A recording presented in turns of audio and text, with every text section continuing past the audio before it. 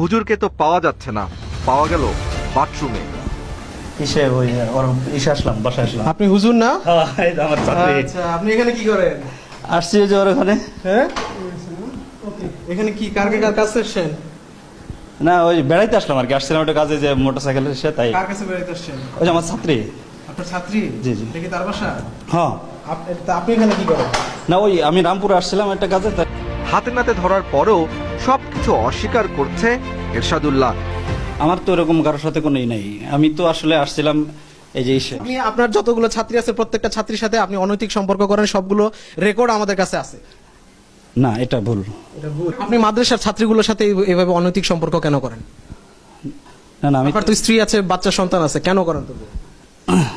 আমি তো এরকম মানে আসলে দুই একজন হয়তো আমার সাথে সম্পর্ক করে। তালাশ টিম সকল প্রমাণ দেওয়ার পর এক পর্যায়ে এরশাদুল্লাহ এক এক করে স্বীকার করতে লাগলো।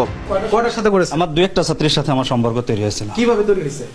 ওরা আমাদের বাসায় আসতো যাইতো, সেই হিসাবে সামান্য। আপনার তো এটা আবাসিক মাদ্রাসা, সেখানে বাচ্চা মেয়েরা তো ওইখানে লেখাপড়া করে, তাদেরকে সাথে আপনি অনৈতিক সম্পর্ক করতে আপনার কি দ্বিধা লাগতো? না, আসলে ওরকম মানে আমি কাউকে কারোর উপরে জোর করা হয়েছে এরকম না। তাহলে বিষয়টা হলো কিভাবে হইতো? ওরা আসতো, একটা সম্পর্ক তৈরি হতো আস্তে আস্তে এইভাবেই। আপনার স্ত্রী কিভাবে সহযোগিতা করতো আপনাকে? না, স্ত্রী সহযোগিতা করে না। স্ত্রী মানে আসলে সে ওর সহযোগিতা করে না, সে জানতো মোটামুটি এইটাই, এতটুকু না। সে কি জানতো?